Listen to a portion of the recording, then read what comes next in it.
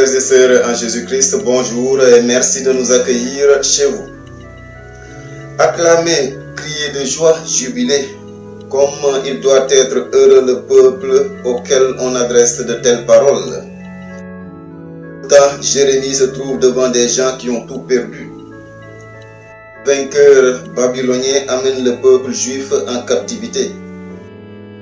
Mais le prophète regarde au-delà de ce désastre qui les accable.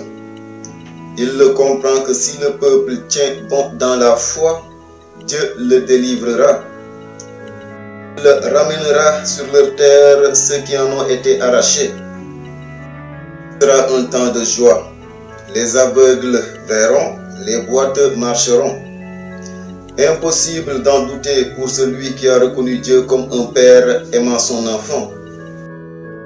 Dieu ne peut abandonner indéfiniment ceux avec qui il s'est lié, même si eux l'ont abandonné.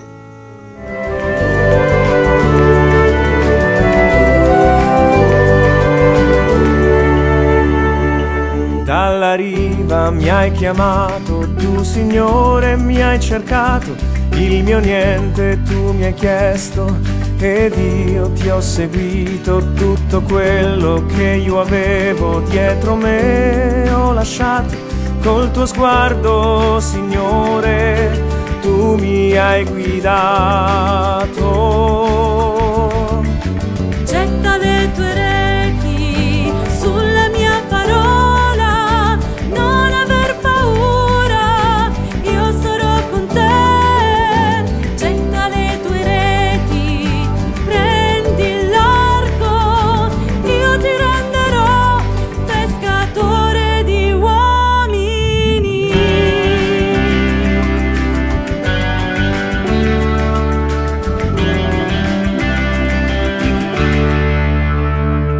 Sulle acque della vita la paura mi ha sconfitto, il tuo nome ho invocato, di te mi son fidato, ma nel buio ti ho tradito, nel dolore del peccato, con la grazia del tuo amore mi hai risollevato.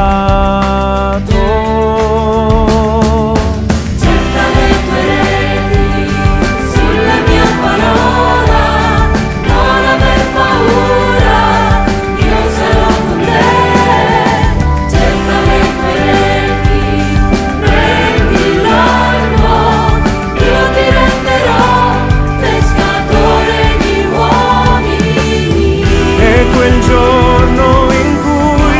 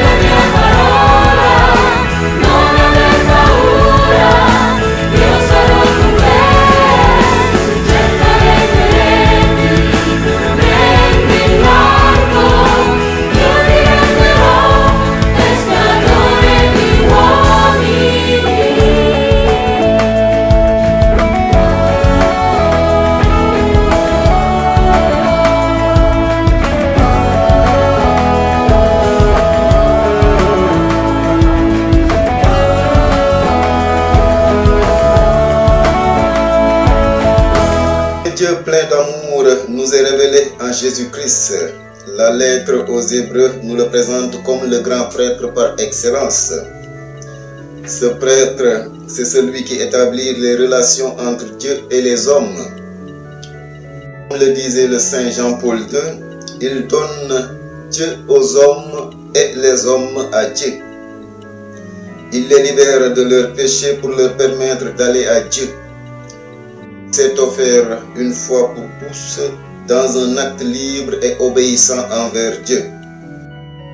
Il est le médiateur de la nouvelle alliance entre Dieu et les hommes.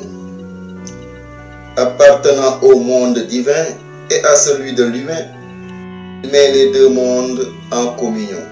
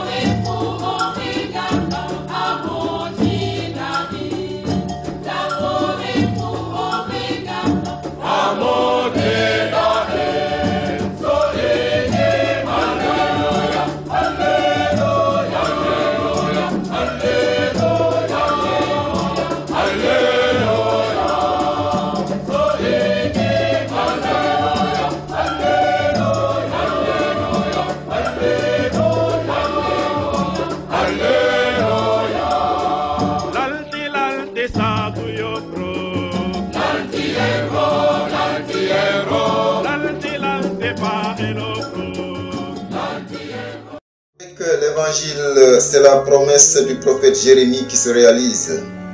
Ça se passe à Jéricho, la ville la plus basse du monde, 400 mètres au-dessus du niveau de la mer.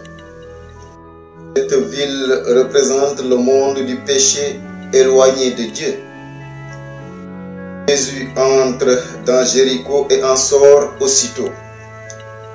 Il vient dans ce monde du péché pour nous en sortir. Il ne veut pas nous y laisser seuls, livrés à nous-mêmes. Et c'est la rencontre avec Bartimée. Son nom signifie fils de gloire. Dieu nous a créés pour que nous soyons divinisés, pour que nous partagions sa gloire. Et voilà que Bartimée est devenu aveugle et mendiant, l'image de l'humanité tombée dans le péché.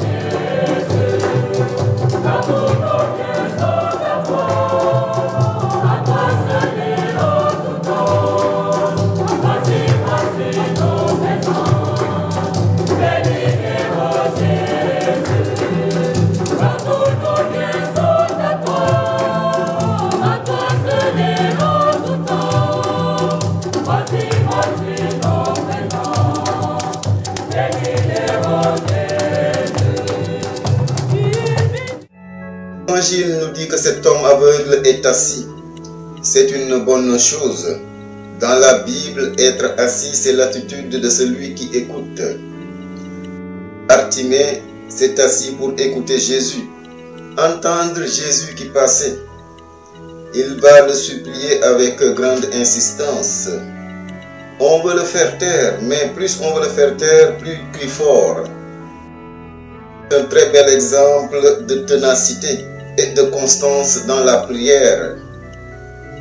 On peut avoir de nombreuses raisons de ne pas prier, mais Bartimée nous apprend à ne pas nous décourager.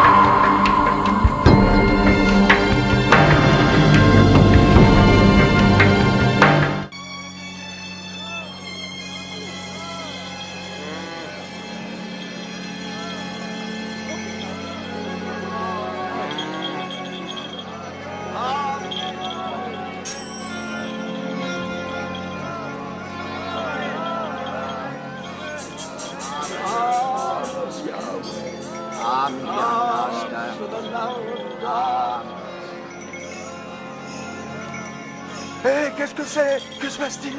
C'est Jésus de Nazareth qui passe par là.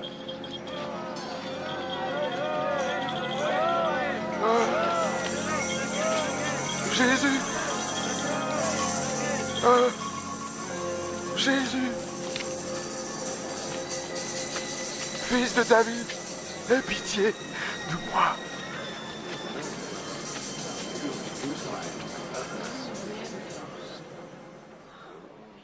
Que veux-tu que je fasse pour toi? Je veux voir à nouveau.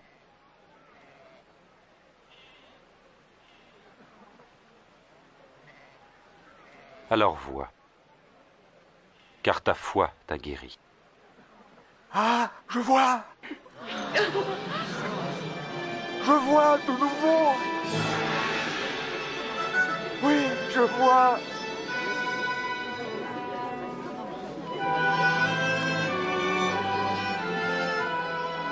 Alors que Jésus faisait route vers Jérusalem, des foules venaient à sa rencontre. Tous voulaient connaître le chemin du salut et être instruits davantage sur le royaume de Dieu. Seigneur, sauve-nous! Sauve-nous! Dieu soit loué! Seigneur, montre-nous le chemin! Beaucoup de gens commençaient à l'accepter comme Seigneur et Maître.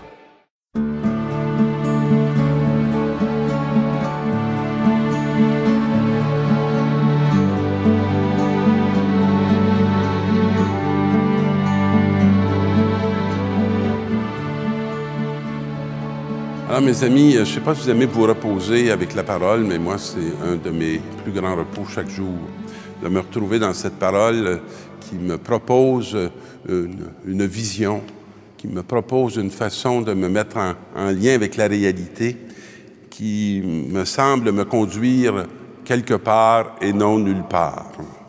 Et ici, le texte de Jérémie va pousser des cris de joie pour Jacob, acclamer la première des nations.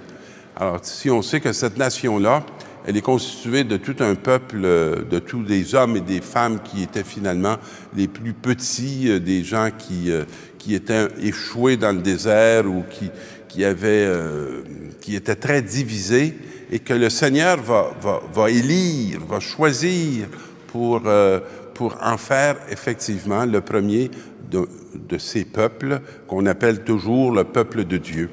Alors, pourquoi pousser des cris? Pourquoi faire résonner les louanges et crier « Seigneur, sauve ton peuple, le reste d'Israël » c'est qu'à nouveau, Israël est tout petit. Il a vécu des expériences qui l'ont fait éclater, qui ont fait quitter sa terre. Il est parti de cette terre avec beaucoup de peine et un peu la mort dans l'âme.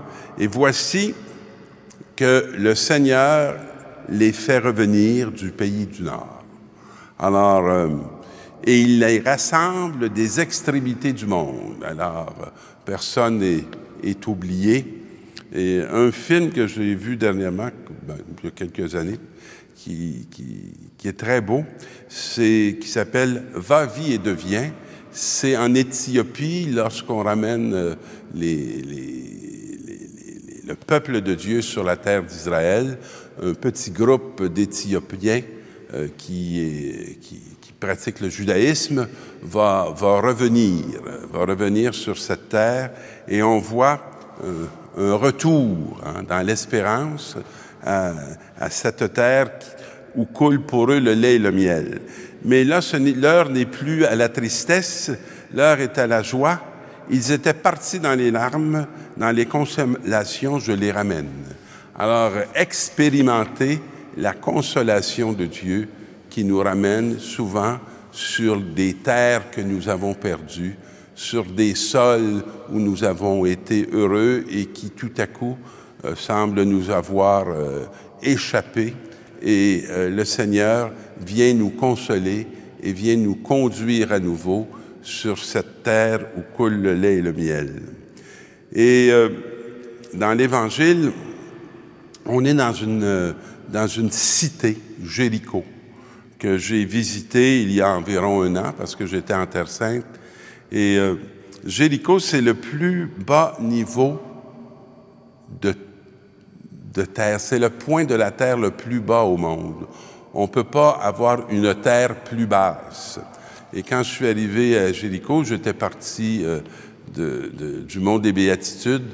Alors évidemment, on a passé la journée à descendre et à descendre et à descendre. Et on est arrivé, je pense, vers, je sais pas, 10 heures du matin peut-être. Et il faisait 47 degrés. C'était suffocant. Et après les climatiseurs ou les ventilateurs, il y avait des jets d'eau qui étaient envoyés pour donner un peu d'oxygène dans cette cuve, dans cette bassesse, dans ce trou, hein, où le corps a vraiment de la difficulté. Et donc, il y a une foule nombreuse qui, avec Jésus, vont se retrouver là. Et il y a un mendiant aveugle, Bartimée, le fils de Timée. Alors, c'est intéressant là parce qu'on nous donne une génération. Hein. Bartimée, son fils, Bar veut dire fils, le fils de Timée, était assis au bord de la route. C'est une image forte parce que ça nous dit à peu près ceci, c'est que cet homme-là, il est un exclu. Dans mon quartier, on ne parlait pas tellement de gens qui étaient assis au bord de la route, mais on disait facilement que telle ou telle personne était détraquée. Elle n'était pas sur la voie, elle n'était pas sur le chemin, elle était comme perdue. Et alors, et il était assis, donc installé dans cette exclusion, et il se met à crier. Jésus, fils de David. Alors, on trouve une autre génération, hein, Jésus, fils de David, et qui est une génération, on va dire, spirituelle. Elle n'est pas juste sur le plan de la condition humaine. Et aie pitié de moi. Alors, lui, il reconnaît, lui qui est aveugle, il reconnaît cette filiation et il a une espérance que cet homme-là, Jésus, va pouvoir faire quelque chose pour lui. Mais beaucoup de gens l'interpellaient vivement pour le faire taire, parce qu'il criait. Et nous, on a beaucoup de difficultés avec le cri de l'humanité. On peut tolérer le cri d'un enfant parce qu'il ne nous menace pas beaucoup, mais il faut qu'on trouve vite ce qu'il veut nous exprimer pour que l'angoisse ne commence pas à saisir notre cœur. Alors, on veut le faire taire. Et là, on peut regarder un peu l'attitude de l'humanité envers ceux qui sont des exclus et qui poussent des cris. Mais il criait de plus belle, parce qu'on ne fait pas taire quelqu'un en ne l'accueillant pas dans son cri. Et pour accueillir quelqu'un dans son cri, il faut taire ou faire taire en nous beaucoup d'angoisse, beaucoup de peur pour être ouvert. Parce qu'un cri, ce n'est pas une parole claire. Un cri, c'est un malaise qui s'exprime sans vraiment se dire dans la lumière. Alors, Jésus s'arrête. Alors, voilà une attitude, c'est celle de non pas fuir, non pas se boucher les oreilles, mais de s'arrêter. Et ça fait partie de la vocation du baptisé, de non pas rabrouer ceux qui crient, mais de s'arrêter à leurs cris. On peut voir des images très significatives dans notre siècle, comme celle de Mère Teresa qu'on cite très souvent, Jean Vanier qu'on cite très souvent, et tant d'autres hein, qui s'arrêtent à ces cris d'humanité et qui sont capables de s'adresser à la foule qui rabroue. Et qu'est-ce que Jésus va dire à cette foule qui rabroue? Appelez-le. Un homme, un être humain qui n'est pas un appelé, ne peut pas trouver le sens de sa présence sur cette terre. Et ça ne sera pas étonnant qu'il devienne un exclu, parce qu'il ne sait pas quelle est son identité profonde. Il ne sait pas le sens de sa présence ici. Alors, la foule qui le rabrouait va se mettre à dire ceci. Confiance lève-toi, il t'appelle. Souvent, dans le ministère que j'ai fait auprès des personnes handicapées, des enfants handicapés, des jeunes handicapés, j'ai appelé cette confiance. Lève-toi, mets-toi debout. La tentation est toujours grande devant des êtres fragiles de se mettre debout à leur place, ce qui ne leur rend pas leur dignité, ce qui ne les aide pas à découvrir, je dirais, leur vocation, ce qui n'aide pas à découvrir ce qu'ils peuvent apporter et offrir à cette génération. Alors, confiance, debout, il t'appelle. Et l'aveugle jette son manteau. On a tous besoin de rejeter ces manteaux qui nous écrasent, ces manteaux qui fait qu'on ploie sous le poids d'un fardeau. Et bondit et courut à Jésus. C'est extraordinaire comme image, je trouve, parce que c'est rebondir par rapport à tout ce qui nous empêche de jaillir, d'être nous-mêmes, puis d'aller vers la vie, d'aller vers les autres, d'aller vers l'amour. Alors, il court vers Jésus. Alors, est-ce qu'on est de ces hommes qui accompagnent les gens pour qu'ils courent vers Jésus, ou est-ce qu'on est de ces hommes qui sommes une entrave, un empêchement d'aller vers celui qui est le porteur et l'auteur de la vie? Et Rabboni, parce que Jésus va lui dire, qu'est-ce que tu veux que je fasse pour toi?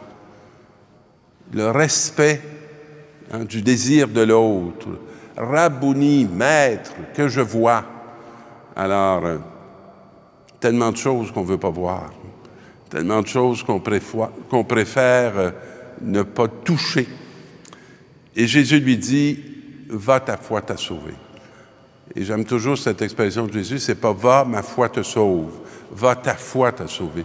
Vois la solidité que tu viens de toucher en toi, qui te fait désir voir, bien, ça te sauve. On pourrait dire à ce moment-ci, si on peut se mettre à voir tous les dommages qu'on fait à notre planète, à notre terre-mère, peut-être qu'un salut va pouvoir advenir pour cette humanité, parce que nous ne serons plus des aveugles, mais nous serons des voyants qui accourent vers Jésus pour trouver des modes de vie plus respectueuses de tout ce bien qui nous est confié. Bonne marche, bonne semaine.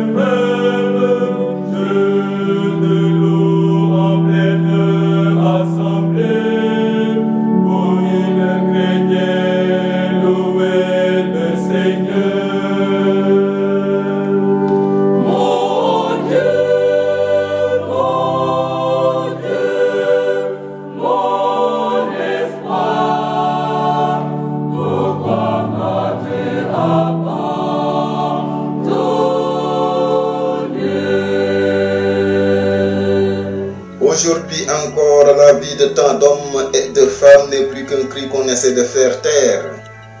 Pensons aux malades dans les hôpitaux, aux personnes isolées, aux réfugiés refoulés aux frontières. Et nous-mêmes, nous sommes souvent des aveugles enfermés dans nos doutes, nos pensées, nos angoisses. Tout cela nous rend incapables de voir le chemin qui s'ouvre devant nous. Bartimée nous apprend à oser la confiance. La confiance nous fera bondir vers Jésus.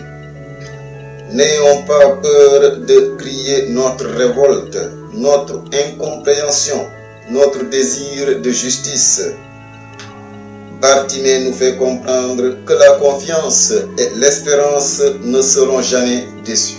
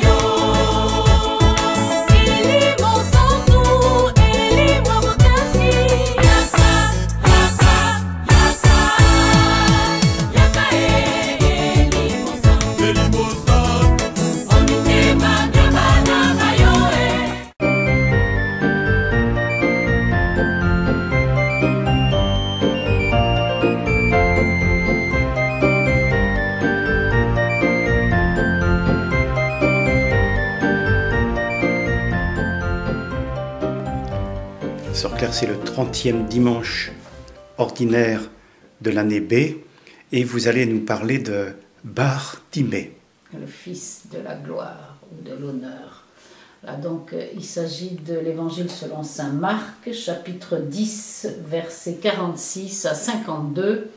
Et c'est la guérison d'un homme qui a un nom, enfin ils ont tous un nom, mais dont on nous précise le nom dans l'évangile, et qui s'appelle Bartimée.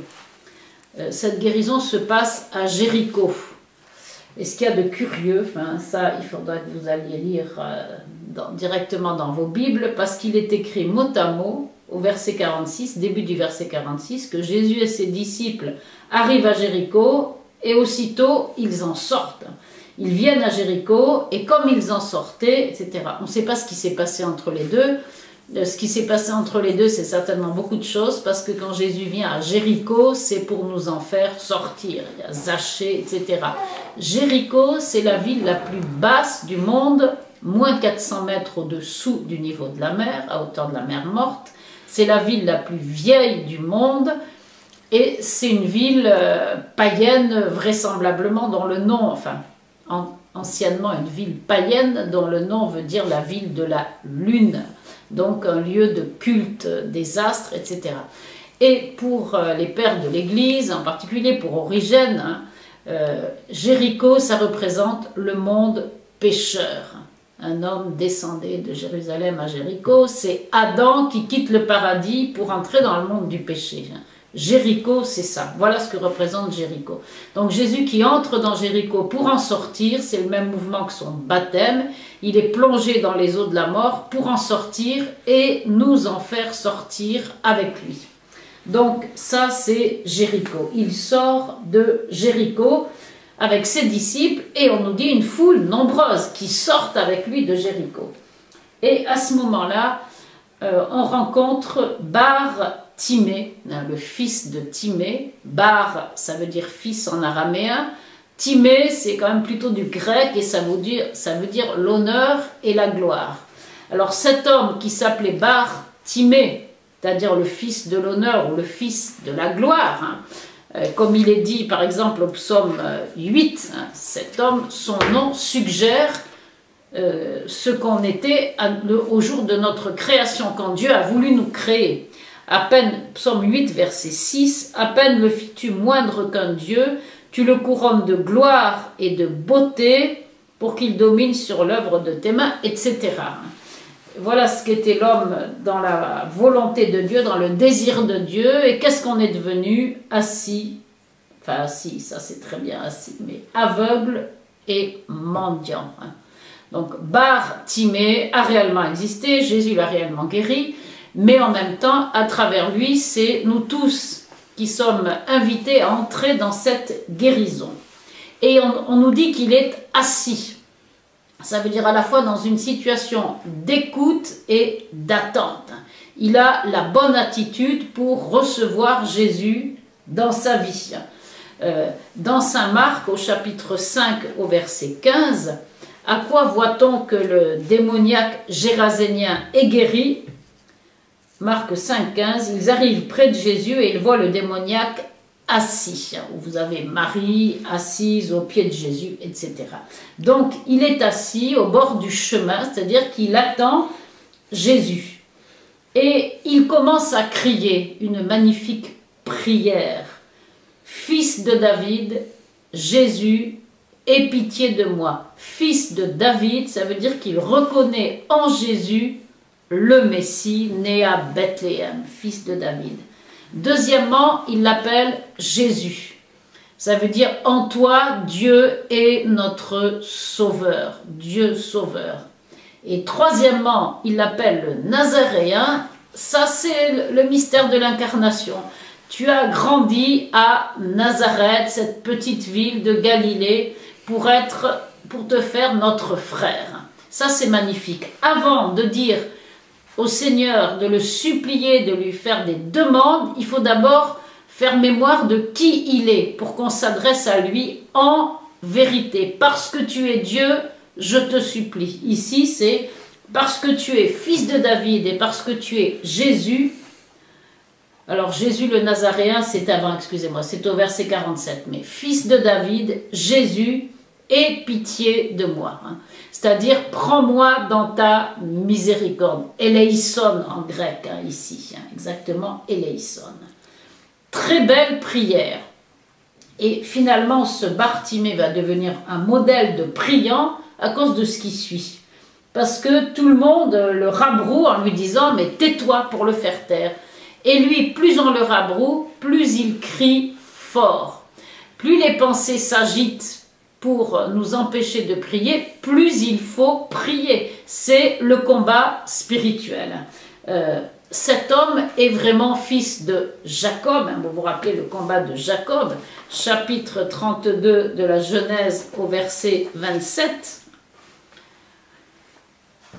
où Jacob dit à Dieu, puisque c'est Dieu qui se trouve là au gué du Yabok, il lui dit « Je ne te lâcherai pas que tu ne m'aies béni. Je ne te lâcherai pas que tu ne m'aies béni. » Et Jacob est devenu le modèle de la constance dans la prière. C'est comme ça que c'est relu au livre de la sagesse, au chapitre 10, au verset 12, où il est écrit « La sagesse le garda de ses ennemis, le protégea de ceux qui lui dressaient des embûches, elle lui donna la palme en un rude combat, pour qu'il sût que la piété, ça veut dire la prière, hein, était plus puissante que tout. » Dans la palme en un rude combat, le combat de la prière. Et puis il y a aussi Saint Paul qui dira « prier sans cesse ». Et puis la parabole au chapitre 18 de Saint Luc, hein, il leur disait une parabole sur ce qu'il fallait prier sans cesse et ne pas se décourager. C'est l'histoire de la veuve avec le juge inique, etc. Donc ce bar Timée devient un modèle de prière et d'insistance dans la prière. Et c'est exactement ce que voulait le Seigneur, puisqu'aussitôt Jésus s'arrête et dit aux disciples « appelez-le ». Ça n'est pas Jésus directement qui l'appelle, parce que Jésus est en train de faire naître l'Église, et donc ce sont les disciples qui sont chargés d'appeler cet homme au nom de Jésus. Et du coup, les disciples lui disent « Confiance, relève-toi, il t'appelle ». Et lui, magnifique, verset 50, il est dit que premièrement, il se débarrasse de son manteau, il jette son manteau et il bondit. Jeter son manteau, quand on sait ce que représente le manteau pour le pauvre, c'est vraiment le désir de se dépouiller complètement du vieil homme, comme dira saint Paul. Le manteau du pauvre, il est dit dans le livre de l'Exode, chapitre 22, versets 25 et 26, « Si tu prends en gage le manteau de quelqu'un, tu le lui rendras au coucher du soleil. C'est sa seule couverture, c'est le manteau dont il enveloppe son corps, dans quoi se couchera-t-il, etc. » C'est sa maison, quoi, voilà. C'est donc, vous voyez que ce bar Timée fait exactement la démarche qui sera demandée au catéchumène. Je dépouille le vieil homme pour revêtir l'homme nouveau.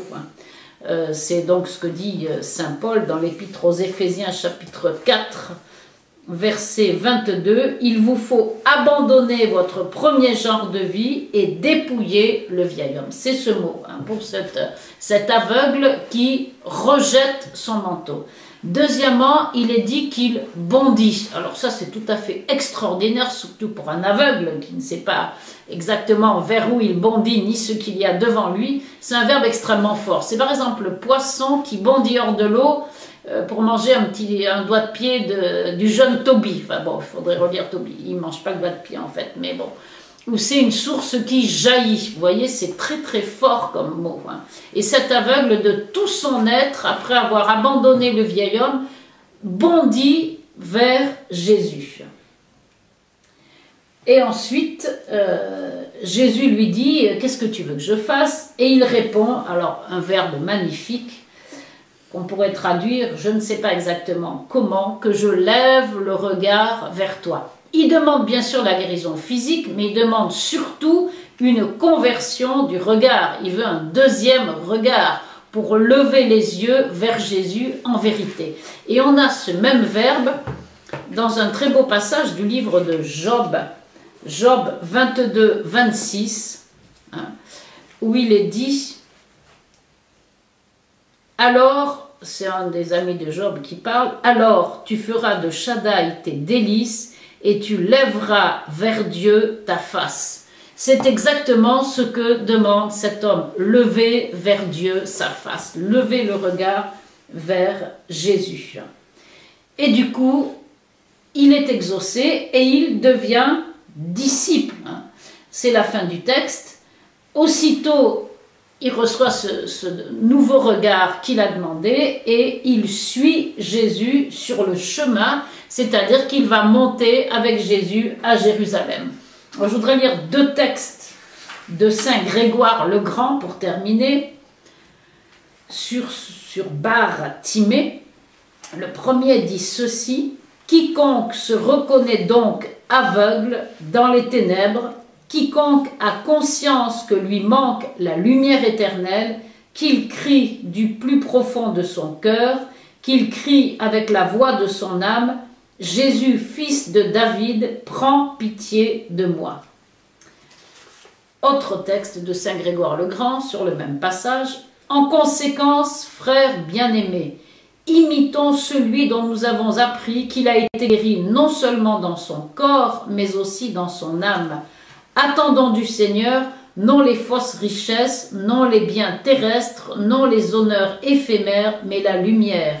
Non pas la lumière qui peut être contenue dans un espace, qui disparaît avec le temps, qui est modifiée par l'interruption des nuits, qui est vue aussi bien par nous que par les animaux, mais désirons cette lumière qu'avec les seuls anges nous puissions contempler, celle que nul commencement n'ébauche, qu'aucun terme n'amenuise.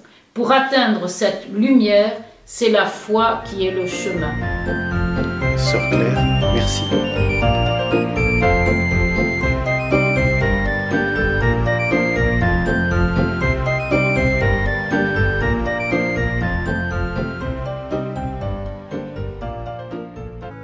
L'aveugle rejette son manteau, il bondit.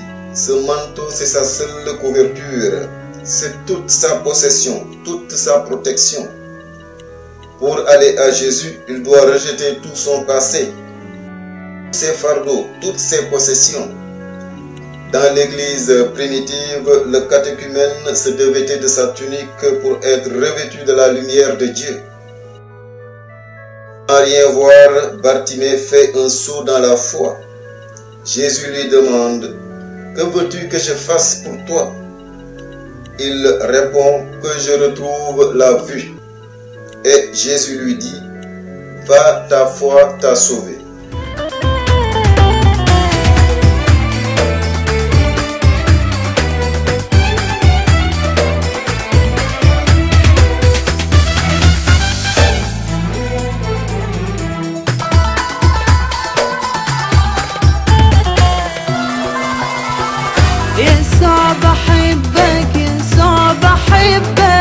وعايزة ابقى انا ليك امين وكلامك انت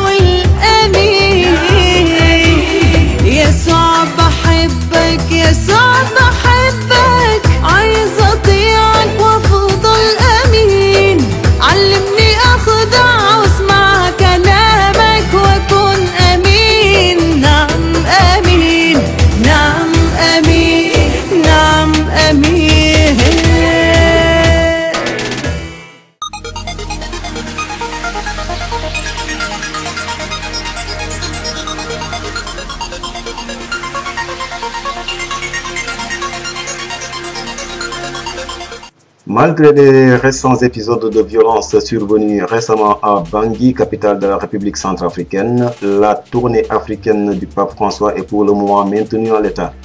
Elle se déroulera donc bien du 25 au 30 novembre à travers 3 pays, le Kenya, l'Ouganda et la République centrafricaine. Le mercredi 25 novembre, parti vers 7h45 de l'aéroport de Roma Ciampino, le pape arrivera au Kenya à 17h.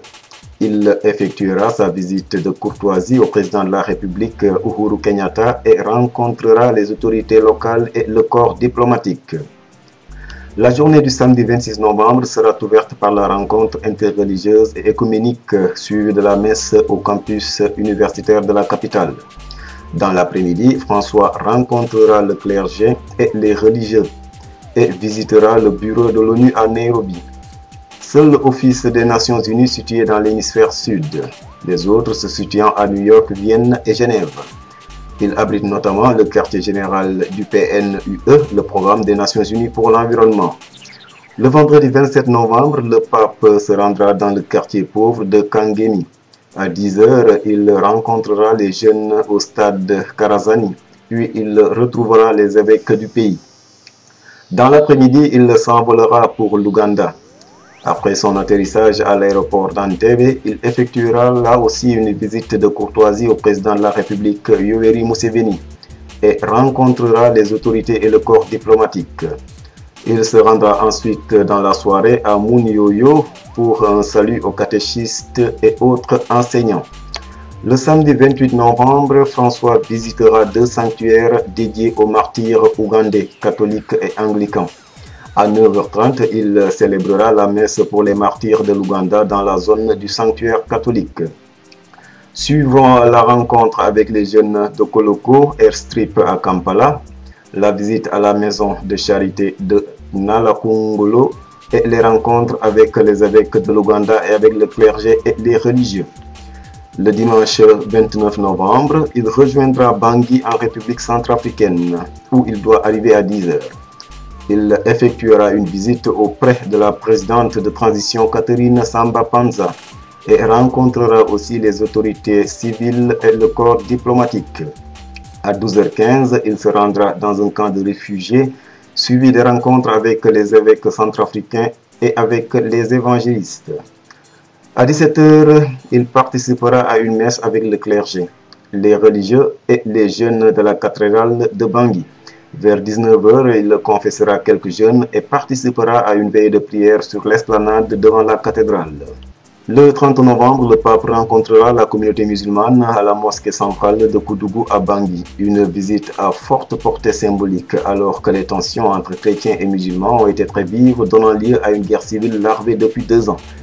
Cette visite sera un encouragement au dialogue interreligieux prôné par l'archevêque de Bangui, Monseigneur Dieudonné Zapalanga, et des responsables protestants et musulmans.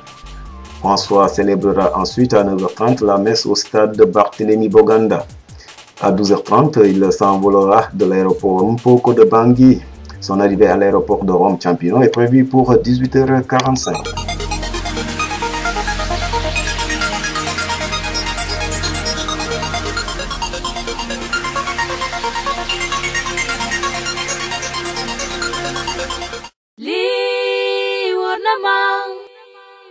Sénégal benn bopp la ñun ñëpp bokk benn gaal diine yëpp jëm fa Yàlla woo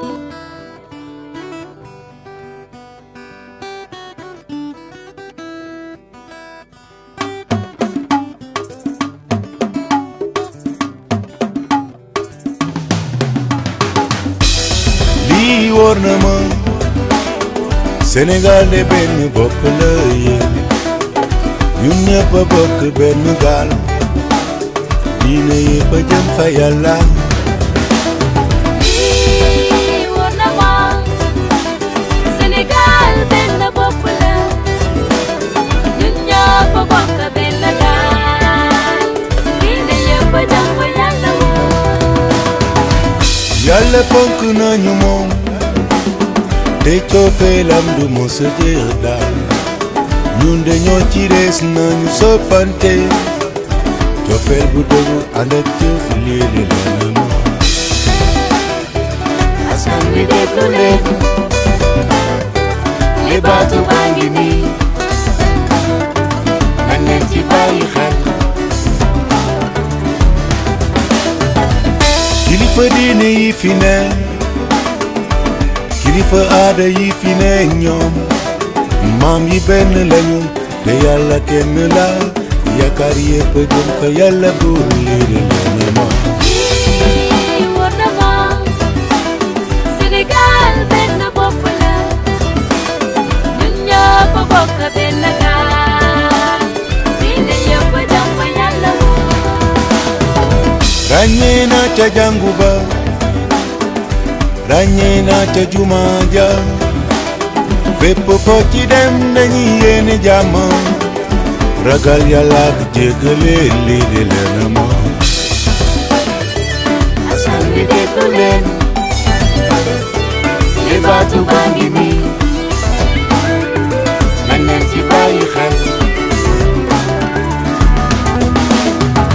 jaarama Sénégal jaarama yow de royukaay bu baax nga fii ci Afrika jaarama Sénégal jaarama yow de royukaay bu baax nga fii ci àdduna si lee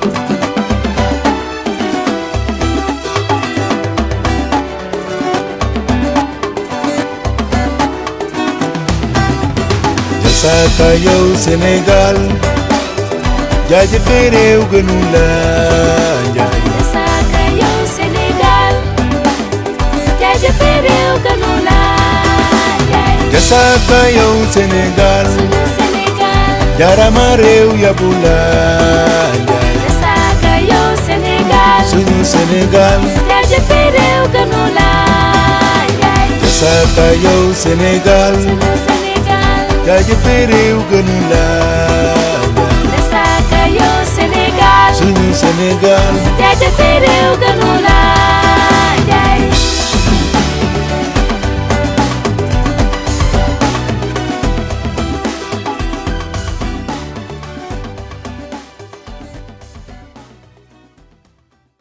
Bartimée va être exaucé dans tous les sens du terme. Il va retrouver la lumière du jour, mais surtout il va pouvoir contempler Jésus en vérité et devenir disciple. Devient un modèle de disciple, modèle de ceux qui veulent vivre un nouveau commencement en cherchant la véritable lumière. Guéri non seulement dans son corps, mais aussi dans son âme. Bartimée est un modèle de foi. Il faut applaudir pour la chorale. Sainte Agnès de Représentation, s'il vous plaît.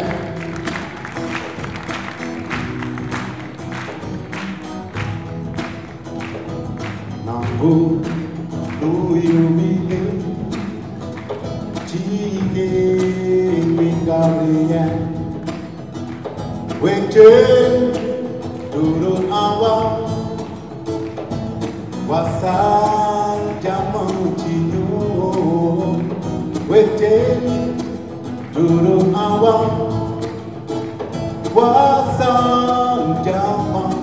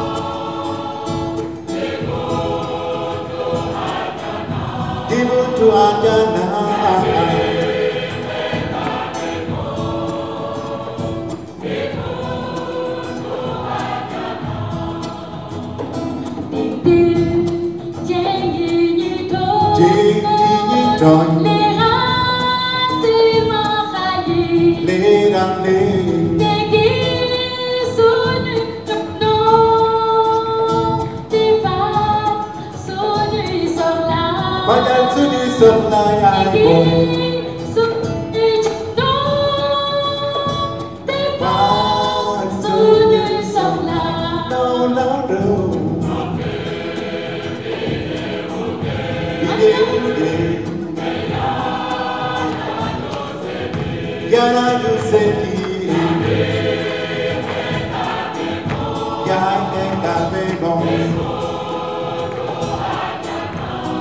to Adana, Yana Yana Yana,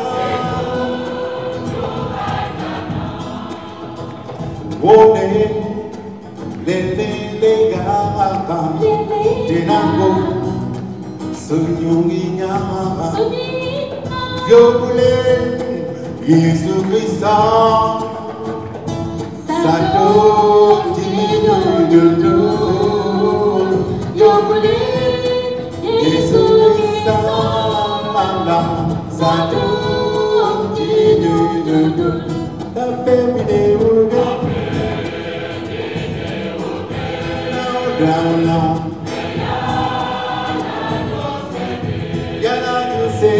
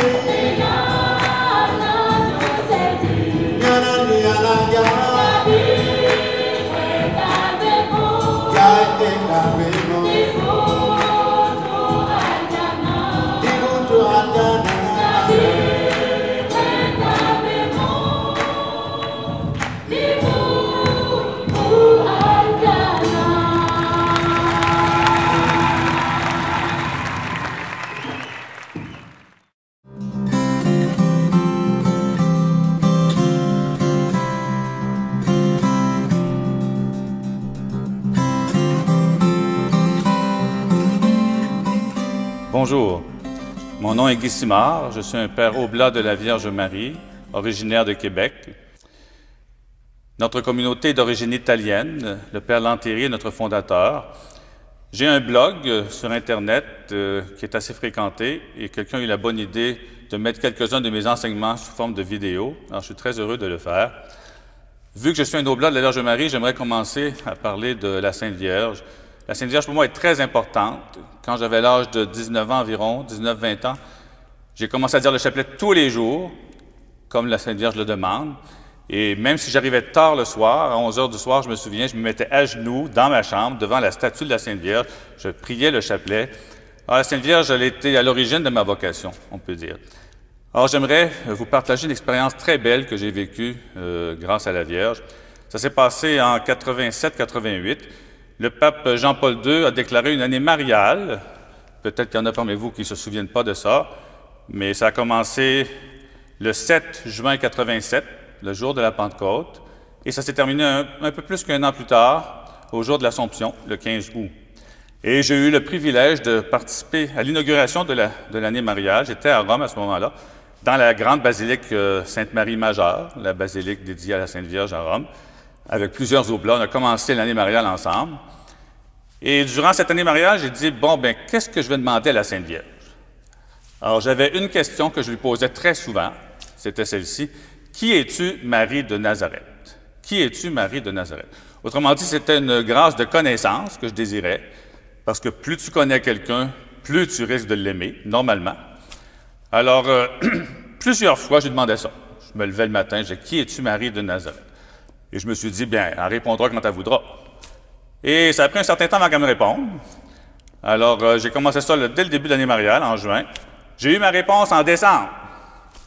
Alors, à cette époque-là, moi, j'étais prêtre dans le diocèse de Nicolette. On avait une maison de retraite qui s'appelle la Maison du Pardon. Et on avait aussi une paroisse à Montréal. Alors, le curé de la paroisse à Montréal m'a téléphoné. Il m'a dit, Guy, pour la fête de l'Immaculée, le 8 décembre, on aimerait faire un triduum. et on aimerait que tu viennes prêcher le Triduum. Alors, je dis, oh, oui, certainement. Alors, je fais mes bagages, je m'en vais à Montréal. Et la journée où le Triduum commençait, je me souviens très, très bien, j'étais assis sur mon lit, je venais juste de me lever, assis sur mon lit, et je pose ma fameuse question à la Sainte Vierge. Qui es-tu, Marie de Nazareth? Et tout de suite a surgi en moi une réponse. Et la réponse était celle-ci. Moi, je suis une femme qui n'a jamais fait ce qu'elle a voulu. Alors, quand ça s'est monté en moi, là, j'étais un peu déçu. Je trouvais ça pas tellement plaisant à entendre. Là, c'est pas une belle définition, je trouve, de la Sainte Vierge. Mais plus j'y ai pensé, plus je trouvais ça extraordinaire. Et maintenant, je suis convaincu que la Sainte Vierge m'a donné le secret de sa joie. Pourquoi? Je vais vous l'expliquer. D'abord, la phrase, elle est incomplète. La Sainte Vierge, elle sait qu'on a notre intelligence, on est capable de compléter ces phrases-là. Alors, la vraie phrase, là, au complet, c'est « Moi, je suis une femme qui n'a jamais fait ce qu'il a voulu, mais qui a toujours fait ce que Dieu a voulu. » Et ça, c'est le secret de sa joie. Et je trouve que la phrase est très, très bien tournée pour notre monde d'aujourd'hui. Parce qu'aujourd'hui, tout le monde veut faire ce qu'il veut. Moi, dans ma vie, c'est moi qui décide de ma vie. Erreur, erreur. On sera heureux si on fait ce que Dieu veut de nous, pas ce que moi je veux. Et c'est ça aussi, la journée de l'Incarnation, quand Marie a dit « Que ta volonté soit faite, je suis la servante du Seigneur ». Et si on regarde la vie de Marie, toute sa vie, elle n'a jamais fait ce qu'elle a voulu. Premièrement, elle avait exclu d'être mère. C'est assez clair dans les Évangiles. Elle s'était consacrée corps et âme à Dieu. « Je suis vierge. Comment cela se fera-t-il puisque je suis vierge? » Ah, l'Esprit Saint viendra sur toi. Certainement qu'elle partageait l'espérance du peuple de Dieu d'avoir un Messie, mais elle avait su que ce serait elle. Dieu change ses plans. Je veux que ce soit toi. Que soit faite ta volonté. Marie, à peine enceinte, elle vous fait un long voyage vers Bethléem. Personne ne lui ouvre les portes. Elle est sur le point d'accoucher. Toutes les portes se ferment. Je me suis souvent demandé qu'est-ce qui s'est passé quand les portes se fermaient. Qu'est-ce que Marie disait? Je suis certain qu'elle ne s'est pas fâchée. Elle n'a pas dit « Oh, ma gang! » Qu'est-ce qu'elle disait? En dedans d'elle, il y a une meilleure place pour lui. Je suis convaincu de ça. Et de fait, il y avait une meilleure place pour lui. Mais elle n'a pas compris tout de suite c'était quoi la meilleure place. Quand elle a vu qu'elle l'a mis au monde dans une mangeoire pour des animaux. Mais Marie, elle méditait tout dans son cœur. Et un jour, elle a compris que c'était la meilleure place pour Dieu. Jésus a toujours dit, prenez la dernière place. Et il n'y a pas un être humain sur cette terre qui peut dire, moi, je suis né dehors, puis mon Dieu est né en dedans. Notre Dieu, il est né dehors, comme un misérable. Il a toujours pris la dernière place. Donc, c'était la meilleure place pour lui. Et toute sa vie, c'est comme ça, jusqu'à la mort.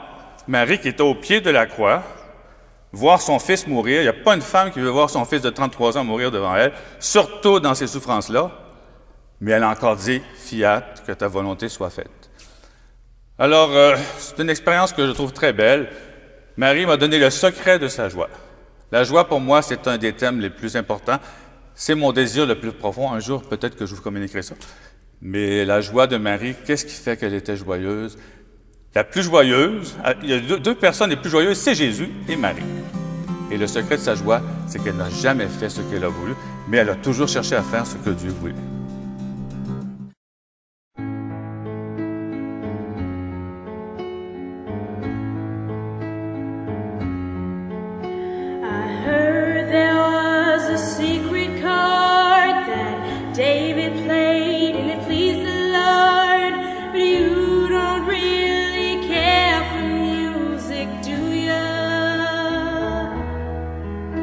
And it goes like this, the fourth, the fifth, the minor fourth, the major lift, the baffled king composing hallelujah, hallelujah, hallelujah, hallelujah, hallelujah.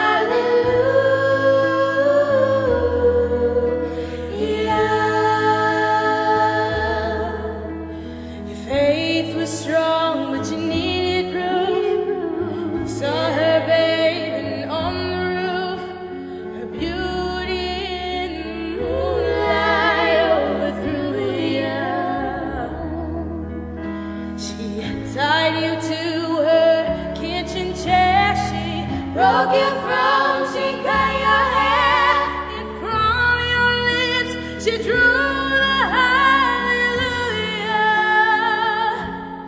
Hallelujah. Hallelujah.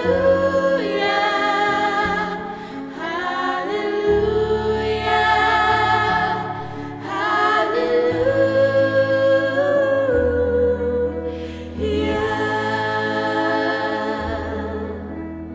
Maybe I've been here before. I know this room and I've walked this floor.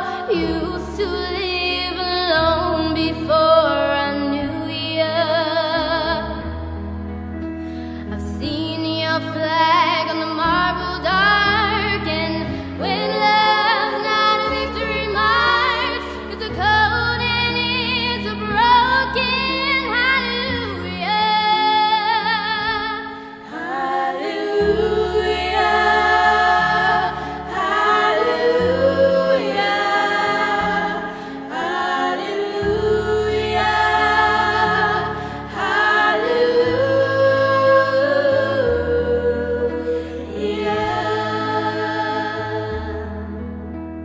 Maybe there's a God above. It's all I ever learned from love was how to shoot at someone who outdrew ya. And it's not a cry you can hear at night. It's not someone who's seen the light. It's a cold and it's a broken hallelujah. Hallelujah.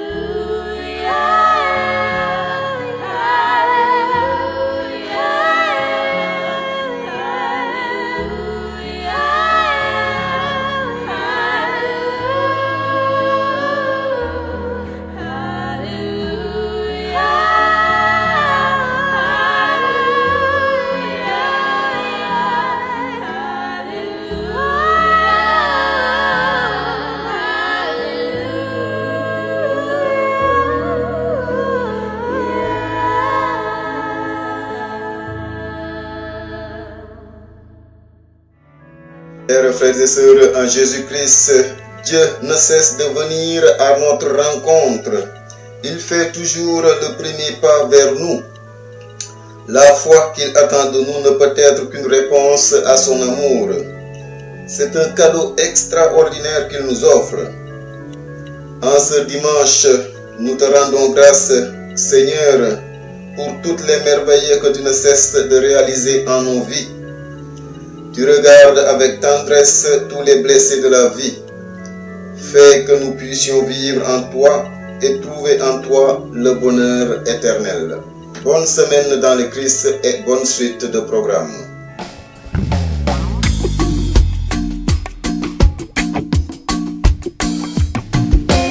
Pour le ciel, les étoiles qui scintillent et brillent, le soleil et la lune qui nous éclairent, le zéphyr et la source et la mélodie, et les fleurs si jolies évoquant l'amour.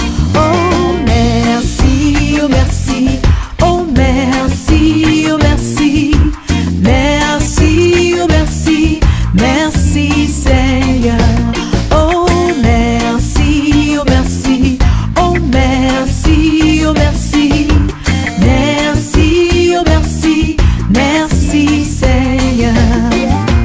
Pour la mer si immense et ses belles vagues, les ruisseaux et les fleuves qui se perdent en elle, les oiseaux si divers qui chantent si bien, et la pluie sur la terre tombe, chante et ruisselle. Oh merci, oh merci, oh merci, oh merci, merci, oh merci, merci Seigneur. Oh merci, oh merci, oh merci, oh merci, merci, oh merci, merci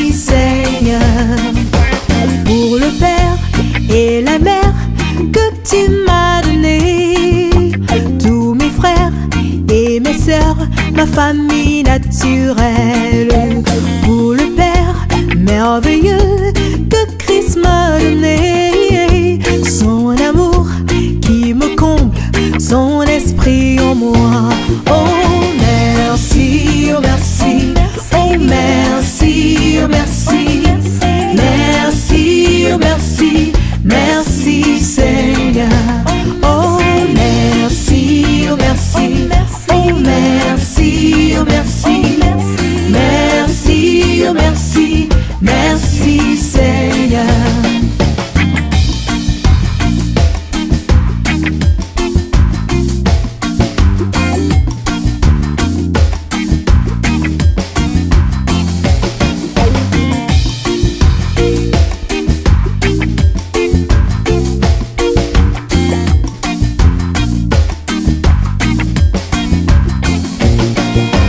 Pour mon frère et ma sœur, fils de Dieu comme moi, pour l'église triomphante bâtie par toi-même, pour le Père, le refuge, le sauveur, l'ami, l'avocat et le juge qu'est le Seigneur Jésus.